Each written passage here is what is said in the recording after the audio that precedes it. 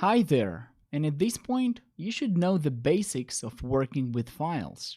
You should know what is a pointer to file, how to open files, read, write, and close files. And now we are going to talk about additional functionality that will allow us different things with working with files.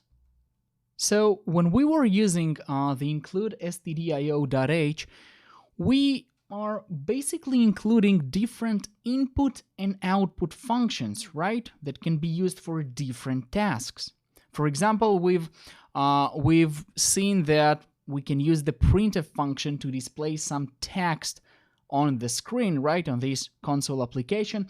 And we also can use some scanf function to get some data from the keyboard input.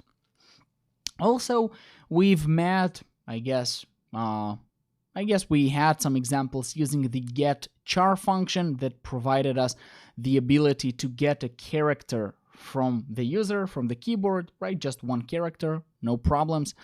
And now what I would like to present you guys, I would like to show you different input and output functions that can assist us not also working with the console application for reading and writing, but rather also input and output functions that will help us to work with files. So basically how we write exactly what we want to a given file, how we read exactly the same amount and maybe in some specific format from a file to our program. And also these functions that I'm going to show you, some of them are tightly connected to the common printf and scanf functions that we've used so far. So yeah, I think I will divide these next videos into short videos that each video going to discuss at least in couple of minutes, in 2-3 minutes, maybe a little bit more or less. I'm not sure by now, I haven't recorded it yet.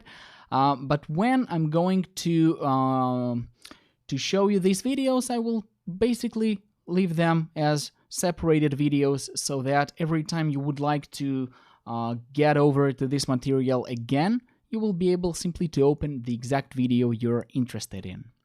So we are going to talk about the fgets function, the fputs function, fscanf and fprintf, and regarding the fputs and fgets functions. So pretty much 5-6 functions I'm going to show you in the next videos that will show and demonstrate how we can work with files.